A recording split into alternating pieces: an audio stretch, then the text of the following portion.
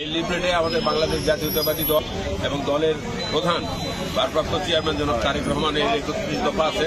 যে 31 দফা বাস্তবায়ন হলে বাংলাদেশের নারী পুরুষ, শ্রমিক, কৃষক, কামার কুমার তাঁতি সমস্ত পেশাজীবীদের ব্যাপক উন্নয়ন হবে, সেই নিয়ে কাজ করা হবে। তাহলে বাংলাদেশ একটা উন্নত বাংলাদেশ হবে, যা বিশ্বের মানচিত্রে মাথা উঁচু করে দাঁড়ানোর মতো, যা বিশ্বের মানচিত্রে সম্মানের আসনে বসতে পারবে বাংলাদেশ। বাংলাদেশ ওই ভিক্ষুকের দেশ আর থাকবে না। উন্নত বিশ্বের সাথে প্রতিযোগিতা করে বাংলাদেশ একটা স্বাধীন সার্বভৌম বাংলাদেশ এটা গড়ে উঠবে এবং বাংলাদেশের মানুষ সারা বিশ্বে মর্যাদার আসনে থাকবে। এই প্রত্যাশা নিয়ে এই আমাদের প্রোগ্রাম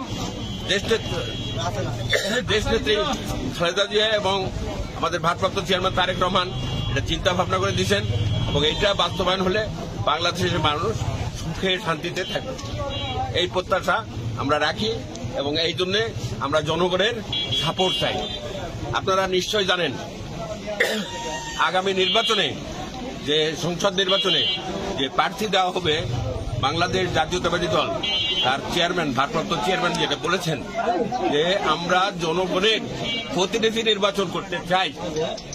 আমরা দলের নেতা না, এই ভোটের মধ্য দিয়ে সেই জনগণের প্রতিনিধি হবে, মানুষের আশা আকাঙ্ক্ষার প্রতীক এবং তার চরিত্রে কোন রকম কুলসিত থাকবে না।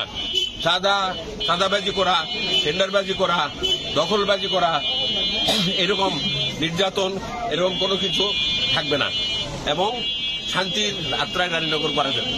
এই প্রত্যাশা আমি রাখি।